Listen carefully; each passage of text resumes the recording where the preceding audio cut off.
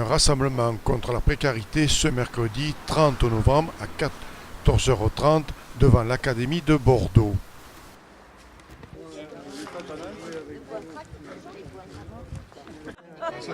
Donc j'ai l'honneur et l'avantage d'être sur TV7 Bordeaux. TV Bordeaux 33.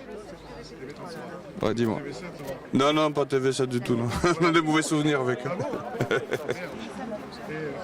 Ça démarre, ça tourne.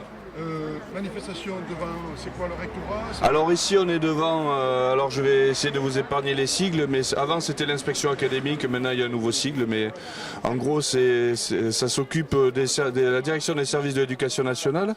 Et si on est là en particulier, c'est pas le rectorat, c'est un autre truc, c'est par rapport en particulier à la façon dont ils traitent les précaires, et en particulier ceux qui s'occupent des élèves handicapés, qui touchent 600 € par mois au maximum, sur des contrats précaires de 6 mois, parfois renouvelés, parfois pas, qu'on déplace au mépris du contrat, à qui on fait signer des avenants par fournée de vin autour d'une table en leur disant si vous venez pas de toute façon c'est la porte.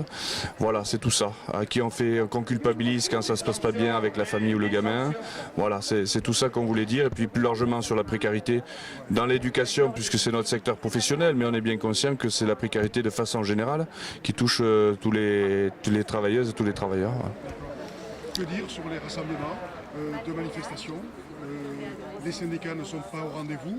Tout à l'heure, on disait qu'il fallait que ce soit plutôt la base qui démarre. Oui. Peut-être les syndicats suivent. Que dire sur ce nous, on essaie justement que la base et le syndicat, ça ne sont pas deux choses différentes. Hein. C'est un peu on est petit, mais c'est là-dessus pour ça qu'on existe et notre point de vue depuis le départ. On faisait effectivement que le constat, il y a des militants syndicaux, hein, mais il y a aussi des organisations qui ont leurs propres intérêts, et surtout tout en haut, hein, vers les salons ministériels, et c'est pas tout à fait la même chose. Donc l'unité, il faut qu'on la fasse à la base, parce que c'est pas une addition de sigles sur un tract ou pour une journée sans lendemain, on en est bien conscient. Des gens ont peur d'aller dans les manifs, on le voit sur les réseaux sociaux, ils en parlent, ils discutent, ils se disent chaque fois qu'ils vont dans les manifs, ils se font remballer par la police et tout ça, ça met un frein. Est-ce que ces gens-là n'essayent pas de les freiner, aller dans les manifs, et que ça risque d'y avoir moins de monde? Faut-il qu'ils continuent à y aller malgré la répression policière, la répression du gouvernement? Alors nous on n'a jamais été pour les martyrs, hein, mais par contre on a fait beaucoup de manifs, on continuera à en faire bien sûr. Et oui, la répression elle tombe, elle est policière, elle est brutale, elle est aussi judiciaire, hein, justice de classe accomplit son œuvre. On l'a vu tout au long de l'année dernière, ça continue avec les gens qui passent en procès, les syndicalistes de Goodyear et d'autres, et puis toute la population qui le subit tous les jours. C'est peut-être moins médiatisé, mais la répression elle est quotidienne, bien sûr. Et la réponse c'est l'unité, plus on sera nombreux et surtout plus on sera solidaire. Il ne suffit pas que d'être nombreux, il faut être conscient et dans l'unité aussi, voilà.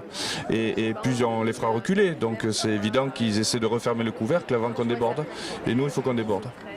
Donc la lutte continue. Message fort que tu as envie de faire passer aux citoyens? La lutte doit continuer. Merci à toi.